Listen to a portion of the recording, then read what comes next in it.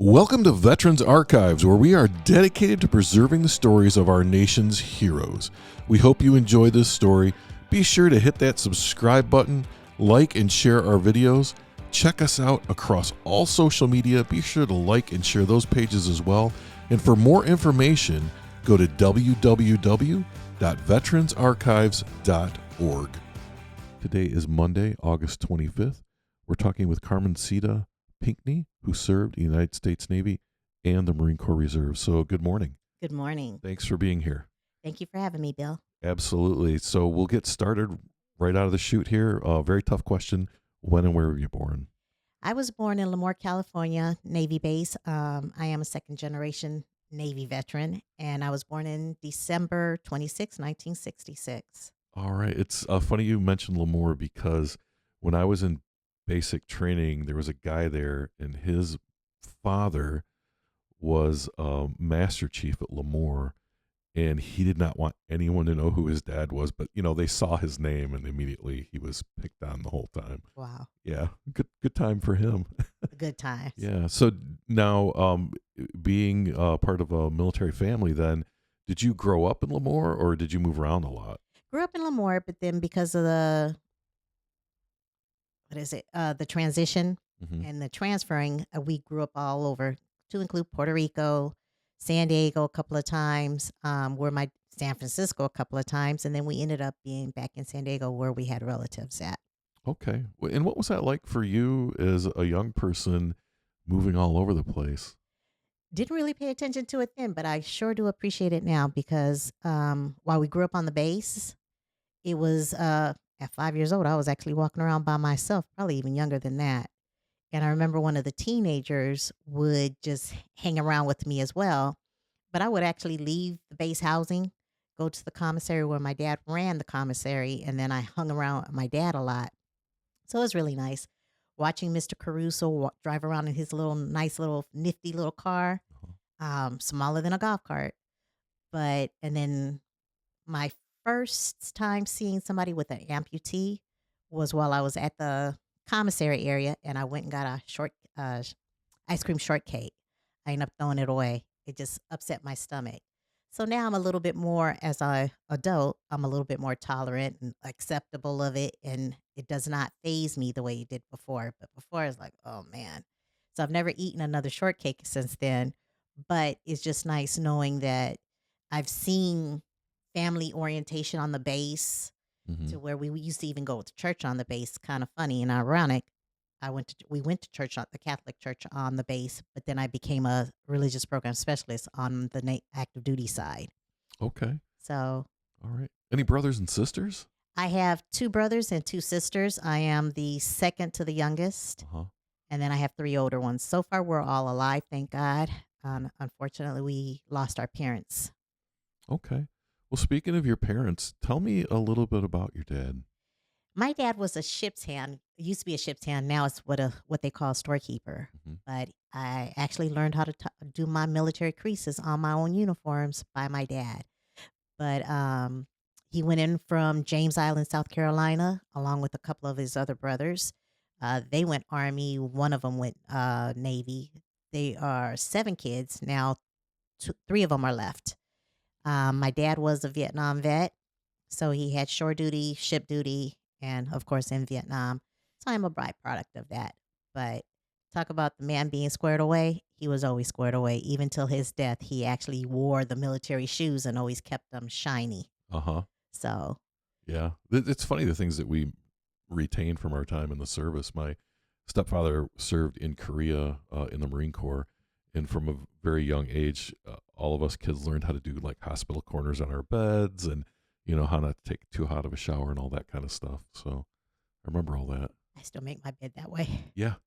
Yeah. And you know what? We get up every morning, we make the bed. That's the first thing we do. I don't do that anymore, but I said I need to get back into it because all those old structures and norms that we had was actually a great foundation to grow up in. Yeah. Yeah. And the one thing about making your bed first thing in the morning, so there's a guy that talks about this, famous speech, but when you make your bed first thing in the morning, you've already accomplished one thing, right? I love that, Rear Admiral. Yes, I could listen to that 100 times. So tell me a little bit about your mom.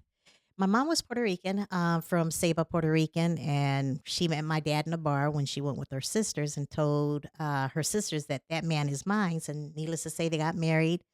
They had 6 children. My mom lost one of them growing up, so the oldest, unfortunately, is lost from birth, and pretty much she unfortunately passed away when I was 27.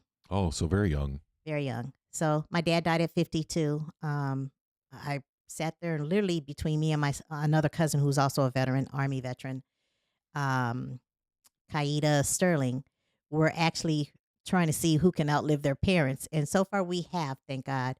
But it's a closeness that we kind of lost. But my parents are always in my heart with me. And as I run into fellow veterans, which I just ran into one on Friday, and she had just lost her mom recently and just kind of got discombobulated. But I told her, you know what? Your mom is right in your heart.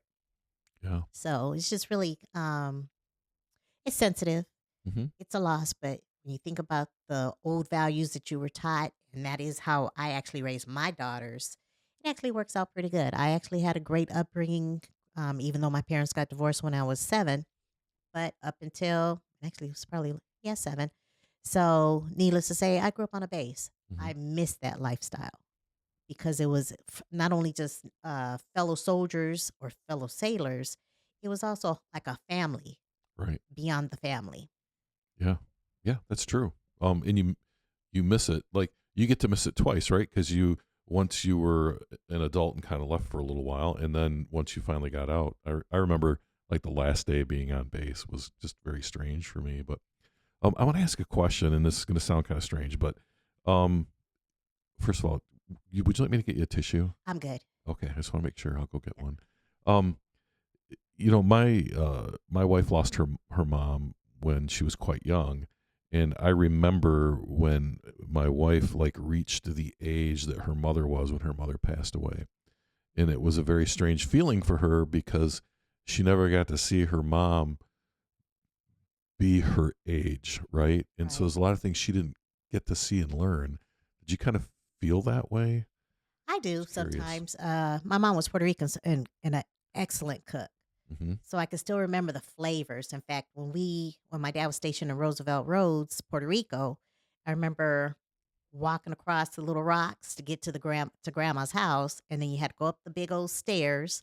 And it wasn't really big stairs, but as a child, it was huge Right. with the big old canisters of crackers, and then you also the saltine crackers, Mm-hmm. and then it was the walking across the river just to get to the store, and then don't go on the mango tree. If you did, you actually she made you go get a switch, and she will pop you for the mangoes. But it was a beautiful place. I'm actually going to try to get there next year to Uh-huh. visit, and then visit family that's there. The funny thing about Puerto Rico, so I was, when I was in the Navy, the shooting range for the ships was Vieques Island, right? And I hadn't thought about it in years, but my son got married a few years ago, and their honeymoon was at Vieques. I'm like, what? And it's all cleaned up, and it's a safe place to be, and it's beautiful now. But yeah, I was kind of like, you're gonna go spend your honeymoon on a bombing range. I didn't realize that they had taken care of all that. I loved Roosevelt Road's one of my favorite places to go. Yep. So, So I get to San Diego regularly. In fact, mhm. I'm unfortunately lost a family member who was an Army veteran this last week, so I'm going home to for his funeral. But Mhm. I always stop at 32nd Street, and then I used to work at the Naval Medical Center, San Diego, so it was really nice, and it's still to this day. I'm always surrounded around veterans. I actually feel comfortable around the veterans. Yeah, yeah. The one thing that's changed about San Diego though is RTC is no longer there. Uh, Unfortunately, yeah, I took my daughter there a few years ago, and I was going to show her where I went to basic, but it wasn't there. we used to actually go fishing there and take our dogs. So where the dad instead, if they had fleas, they Hmm. wouldn't have fleas no more because my dad would pick them up and throw them into the water. But just to go fishing, I didn't like fishing, and I sure don't like touching worms. But it was just that bonding time, Yeah, which was really nice. yeah. Well, so let's talk a little bit about you. So you kind of moved around a bit, and I'm assuming eventually you graduated school. I did. I graduated from Morris High School in San Diego. Okay. 1989. Uh huh. And then I did do 2 years of college later on in years, but pretty much I got married to a veteran, actually two veterans. And while I'm no longer married, they moved on, I moved on, and I stayed in the reserve. And thank God I did. I ended up getting 20 years active duty, 2 years active, 18 reserve. Hmm. And I still have a lot of friends that are from the service. So as we see each other, run into each other, it's just like coming back home. Yeah, the conversation tends to pick up right where it left off, doesn't It it? does. Yeah. To include going to Italy, we used to go to Sigonella Yeah. every year. So that was nice. So I did that for 5 years. And even going there, some of the guys are still crazy and we still connect. One of them is my best friend. So if I need my TV hooked up or something going on, he knows about it. In fact, he actually taught me a little money trick to where he's very money savvy. And it was just save your dollar bills. And because it has 1 through 12. So I would say 1, 2, 3, 7 for my grandson now, and 10 for the other grandson, and 12 for me. So at the end of the year, I have about $800 to $900, and every year I'm challenging myself to see how much more I can get. But I call it my blow money, and so whatever I want to do with it is what I do with it. Yeah. Just put it away and then you've got it. So tell me, when did you join the Navy? I joined the Navy February 2nd of 1986. Okay. I had actually went to New York, so I joined it. I came in from New York, where I was dating somebody, and I said I wanted to join the military. So I went back home, and needless to say, got home, told my dad what I was going to do, and then I joined. Did 2 years. I went to Florida, not Lackland. I went to NTC, Florida, Okay. Orlando, Florida. Orlando, yep. So that was nice. While I was there, I met somebody that was one of the ex boyfriend's friends, and he told me to take up chaplain's assistant. So I was like, oh, okay. So religious program specialist it was. And come to find out, even years later, it is my personality. It is Uh-huh. about servicing, providing service. Yeah, I think that's a common thread with a lot of veterans that I know is they joined for various reasons, but when they got done, they continued to serve as well. Now, Orlando at the time, if I'm not mistaken, that was the only place that women went for basic training, right? It was. For the Navy. Tell me a little bit about. You grew up in a military family, but what was it like to get to basic training and to start on that road of your life there?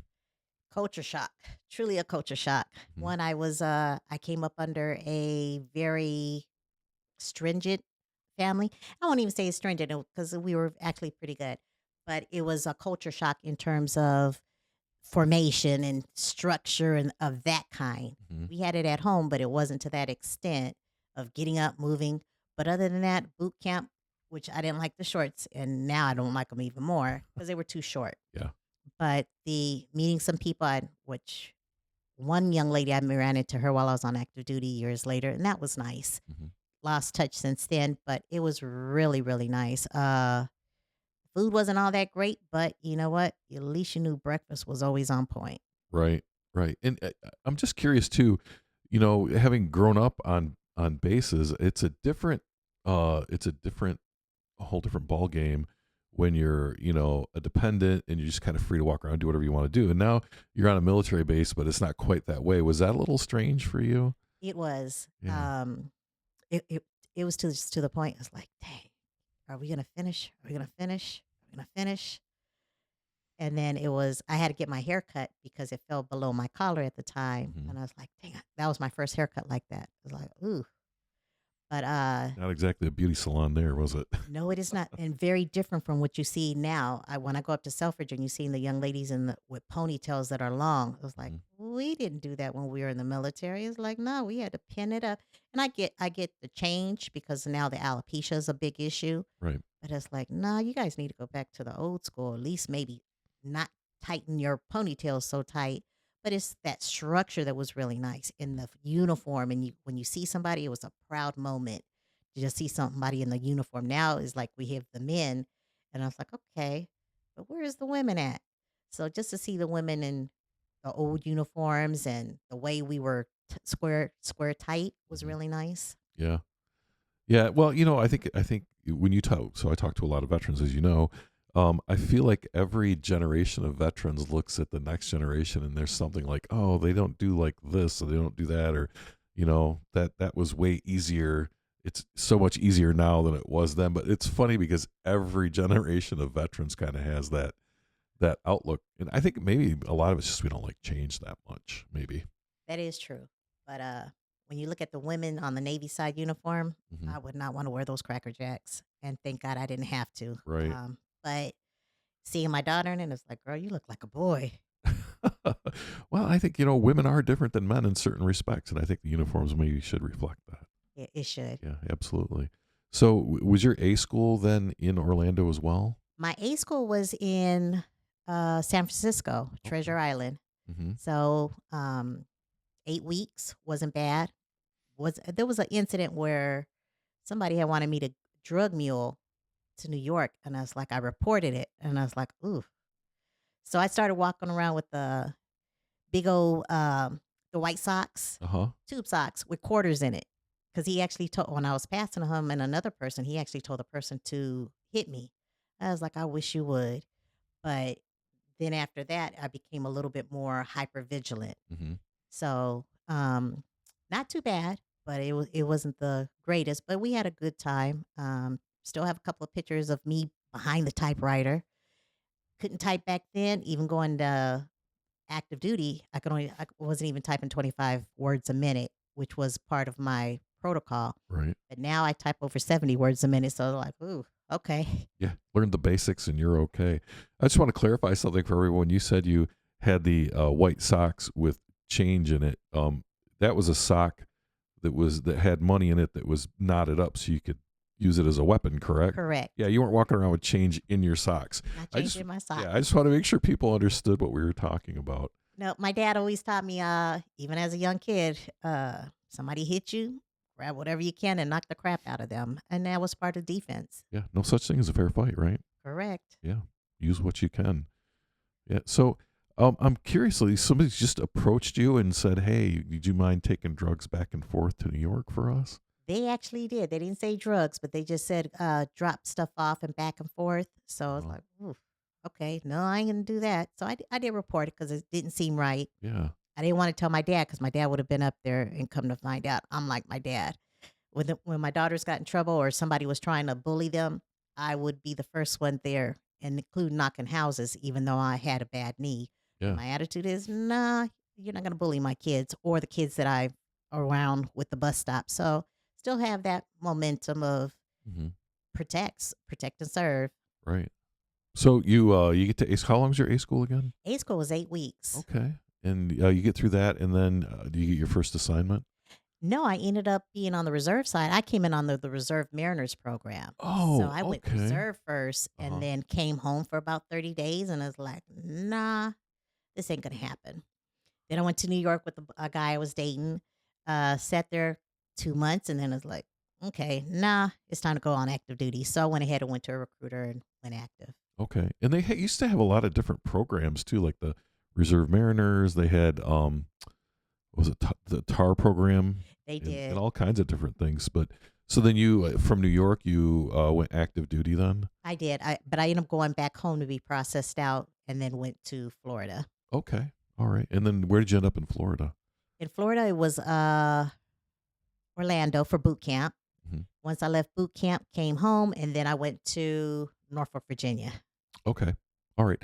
So I want to make sure I want to get the timeline right. So when you went into the reserves, you signed up in the Reserve Mariner program first, I right? did. Okay. And does that have a basic training then and all that? Basic training was Florida, Okay. Orlando, So Florida. you went to Orlando for the reserve program. Nope, I went to Orlando for boot camp, Uh huh. came home, did about 30 days reserve, Okay. and then I went to Norfolk, Virginia. Okay. All right. I was confused. Nope, I apologize for that. No worries. It's Monday morning, so probably not your fault. All right. So you end up in Norfolk, Virginia. And are you on sea duty then, or shore duty, or how That did that was work? shore duty. Okay.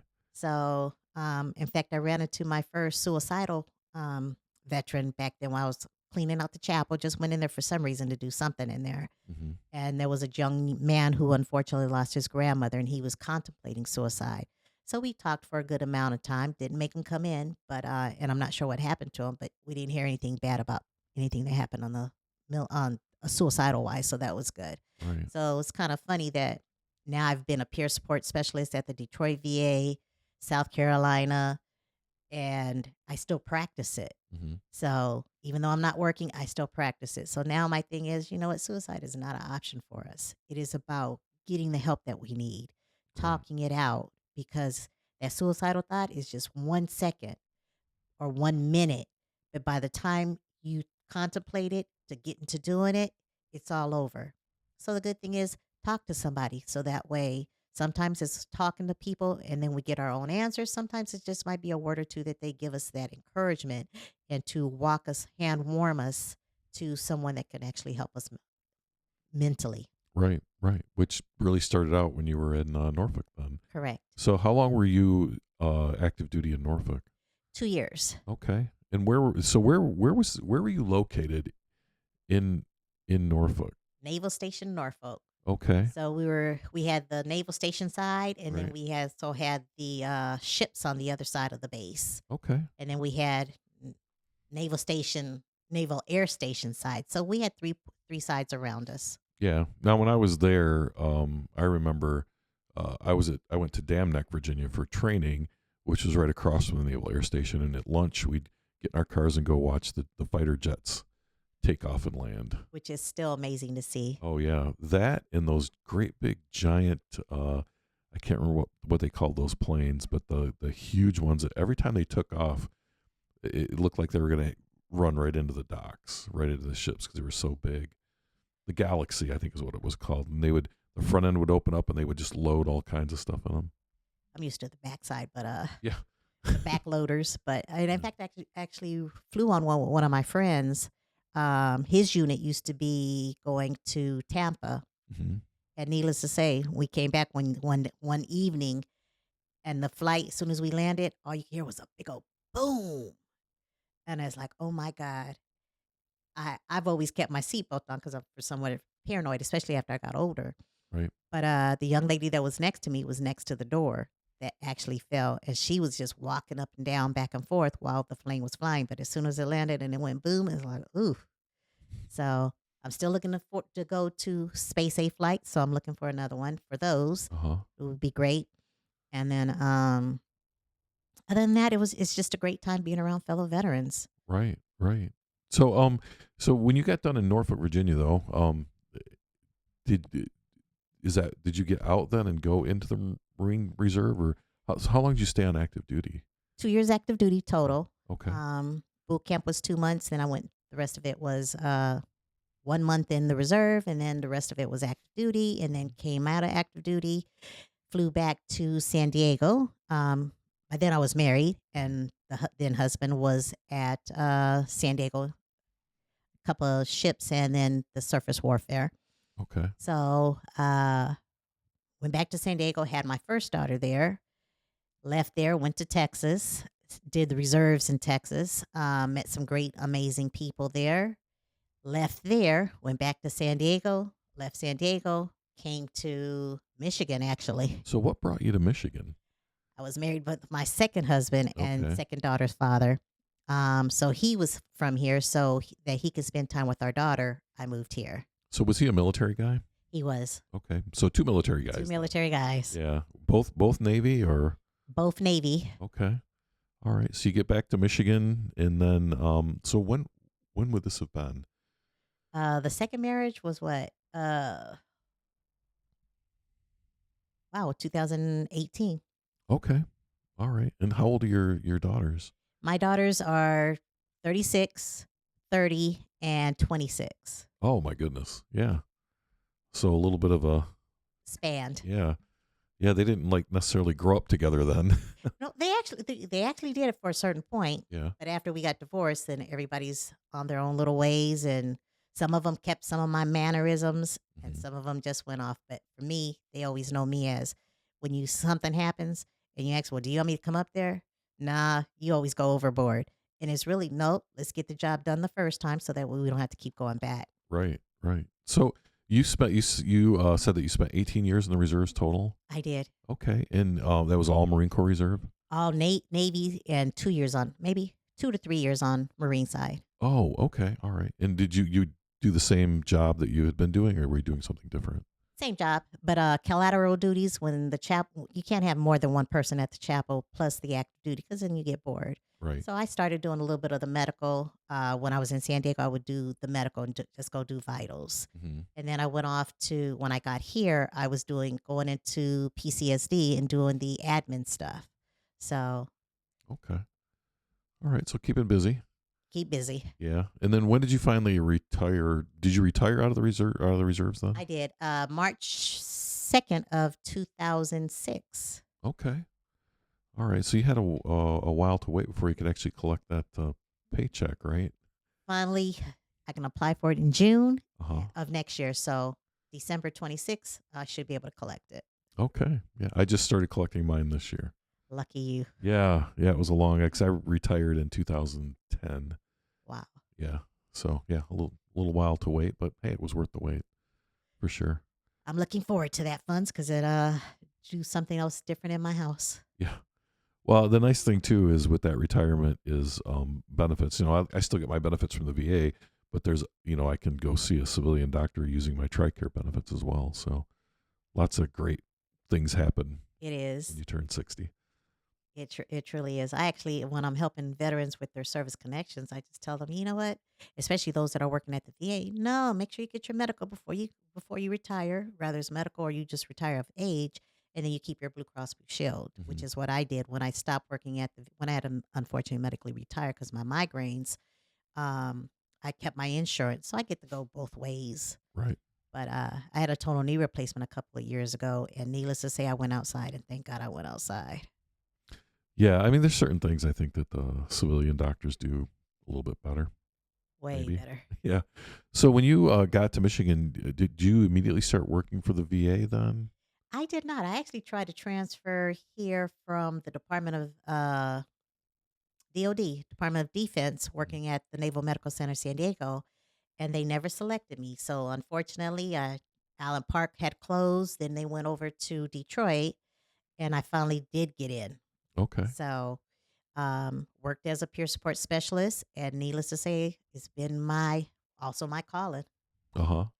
So that's what you've been doing since then. Since then, when I had to medically retire, I ended up just before I went medically retired because I became suicidal with my migraines. They were so bad that I was running to ER or fast track Hmm. 4 to 5 days a week, sometimes 6 days a week.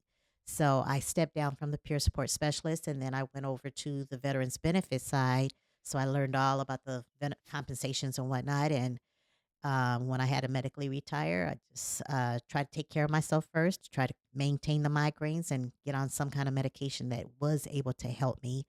And then from there I medically retire, and then Mhm. I just volunteer now. Okay. All right. And you were migraines something that you had? Or did this just sort of happen at some point? You just started getting them. I had them as a kid, and then I had them while I was on active duty, but did not know. I forgot about the migraines because I was a kid then. Right. But they got more severe while I was on active duty, even and to include when we were doing our PRTs. Yeah. And I would have some massive migraines, a massive head issues to where I was even um, throwing up. So it did take a couple of years for my private doctor to finally say, "Oh, these are migraines," and then I did not take care of them until 2014 after a car hit me when I was going to the VA for work, and it became every day. It Yeah. was like, God, this crazy. But Michael Wesner, who's a nurse practitioner, thank God for him because he would not let me leave that VA until he did a CT of my head. Mhm. And after that, I started come to find out I had pseudotumor cerebri, which was causing me to go blind with papilledema, and I ended up having to medically retire from that part. Okay. All right. And then you just kind of picked up and started volunteering then. Correct. Yeah. And so what do you do in your volunteer role now? Um, Rather, if somebody needs some help with their service connections, I just kind of guide them with what the process, correct the verbiage, Hmm. as well as no, that's not right. This is how you do it. And then if they need something, I give them the forms. If I need to, tell them to do an intent to file, get their medical records from active duty, get their history of diagnosis from the VA or their medical private practice, and then go see a service officer for the rest of it to implement what they can file for. Okay. Now, do you volunteer for a group or a company, or how does that work? Nope, that part is just by itself. Okay. But I do volunteer at the Stand Down, Southeastern Michigan Veteran Stand Down, which helps veterans navigate stigmas of mental health as well as connect to resources that are available and the VA as well as the benefit side Okay. And this happens every year. every year. Okay. Now, do they do it in other parts of the state too? They do actually. They do it around the country. Uh huh. So every place is different depending on who's in charge of it and how the board runs it. But it's pretty much the same purpose to help navigate increment weather, resources available to the veterans, connect them to the VA, dental, as well as the benefit side. Because I think a lot of veterans don't realize the benefits that they have earned. I think the other thing too is this is an interesting question that comes up a lot. People don't realize that they're veterans. Do you run They, into that? I do, I do. I've even ran into a gentleman who was a Vietnam vet at Costco's in Livonia. Actually, two of them, two of the guys there. One of them, he actually told me his plan for suicide. So I connected, and I asked him about his service connection. He told me where he was at. I said, well, let's connect you to somebody that can help you with that service connection. And sure enough, he did. So I saw him months later. I forgot what he looked like, but he came to me and said, thank you for helping me. And then he told me. So to see him still flourish and navigating and getting connected to the VA and getting help was really amazing. Yeah. Yeah. So you refer people to VSOs and that sort of thing. You help them with what they're doing, but you also refer them out to uh, I do. service officers, that kind of thing. Okay. Yeah, I don't mean to jump around. I'm just No, my you're good. You're my good. brain's going all over the place here. But I only refer to people that I know that I know I would trust. Because bottom line is, when I'm referring you to somebody and they're not following through on their end or they're not that great, Right. that comes back to me. So I still have that pride and that military pride to Mhm. help my fellow veterans, but make sure that they're not being forgotten or forsaken.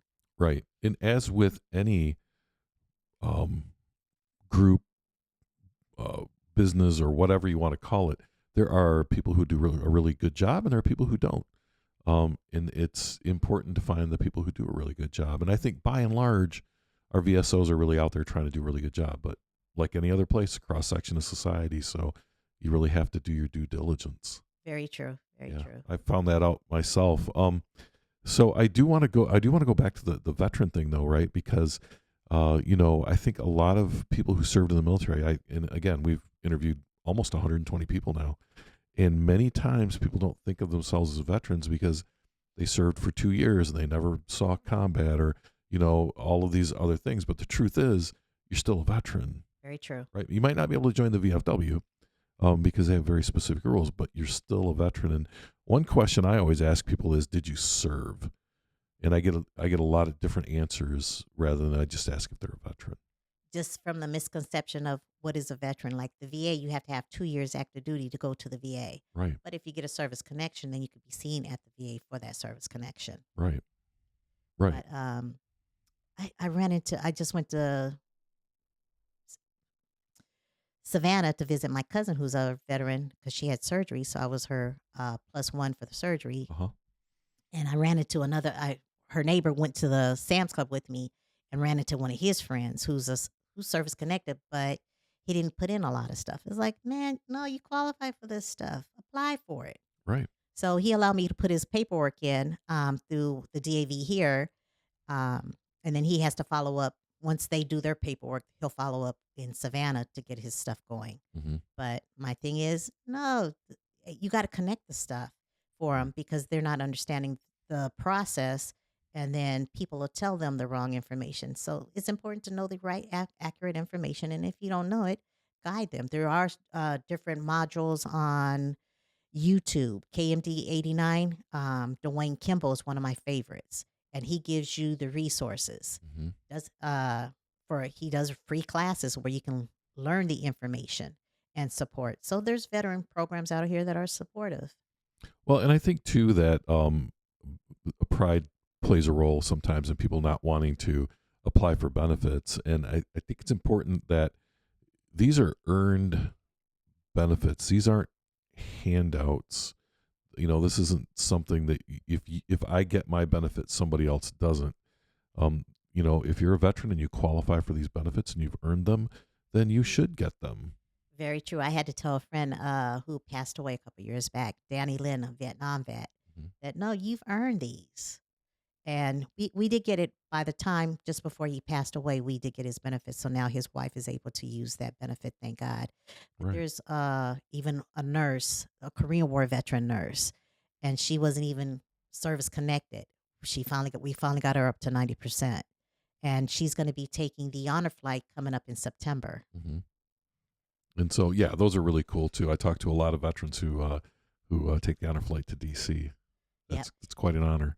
Very. And as if you have not been able to go, I actually went as a guardian for a Vietnam vet, Gail Owens, beautiful person. And needless to say, she asked me to go. It was like, hey, no problem. And we've been buddies ever since. Well, actually, we were buddies before that, but it was just an experience that was, you can't even mention it, to where the emotions behind it, Yeah. and to see the names on the wall. So very, very exciting. Yes. Yeah. I've talked to a lot of World War II vets and a lot of Vietnam vets also who have participated in that. It's a really cool thing for veterans to do. Yep. When we went last year in June, it was 150 of us, Mm-hmm. and totally we expelled the hours by 100 what was it, 16,000 something hours of all active duty service. Oh, wow. So we had Cold War, Vietnam, Korean, a couple of Koreans, and then the new age. So really, really nice. Very nice experience. And if anybody wants to, when they go up there and just do the goodbye and then receive them when they come back. Yeah. Yeah. Wow. But the So, priority right now is their Korean War veterans and the Vietnam vets. right. Right. And there's a website I think you can go to find out more about that, right? Correct. Every state has it. Uh-huh. So you just go to the honor flight in your state, and then they should be able to connect you to the resources that you need to get connected to it. Yeah. So speaking of upcoming resources, right, we were talking about the Southeast Michigan stand down, and that's coming up. Yes, it's coming up September 24th and 25th at the UAW Region 1 Hall. Mm-hmm. They're graciously hosting us, so we're going to try to do an excellent service this year. The president is Jeff Devereaux of No Veteran Left Behind, and Evan Welch, which is a hand up, both nonprofit organizations helping the stand down to run smoothly. And UAW Region 1 really supports veterans. This is not the first thing I've heard of them doing. They do a lot. They do. We last year we had a couple of even from Chrysler coming down and bringing backpacks and stuff full of goodies for the veterans. So that was really nice. But UAW one is awesome because they're actually putting us forward into their buildings and giving us the facility to be able to house our veterans for the day and even feed them, get them the resources that they need, and go from there. Yeah. So if you're a Southeast Michigan veteran, that is going to be September 24th and 25th from 9 to 5 each day, right? Correct. And then registration, though, closes at 1 p.m. So they got to get there before 1 to register for that day. Correct. Okay. But if there's a veteran that can't get there until a little bit after, if they see the president, they'll probably let them through. You're not going to kick anybody out. We're not going to kick anyone out, but it is a great experience. We have a DJ playing music who's one of the, actually, we come to find out we actually served together on the reserve side. Oh. And now he's a police officer at the Detroit VA. So he's coming down, volunteering his services for us just to make it a great time. Yeah, it sounds like a lot of fun. Always fun. Always fun. Well, good. So, in talking with you, it sounds like so you have this generational service within your family, which is, your father served and then you served, and then you got out and you continued to serve.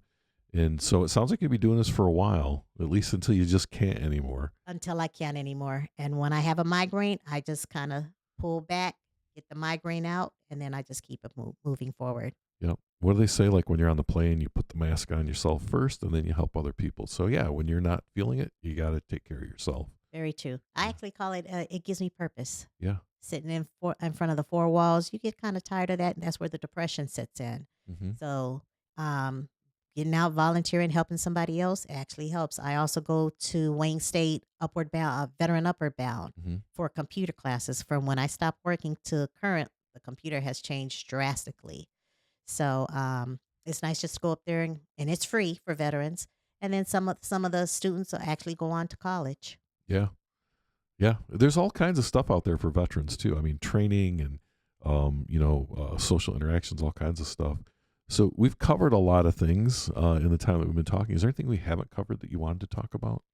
We haven't covered MVAA, Michigan Veterans Affairs Agency. Yeah. There's a women's conference coming up in October, and those are nice.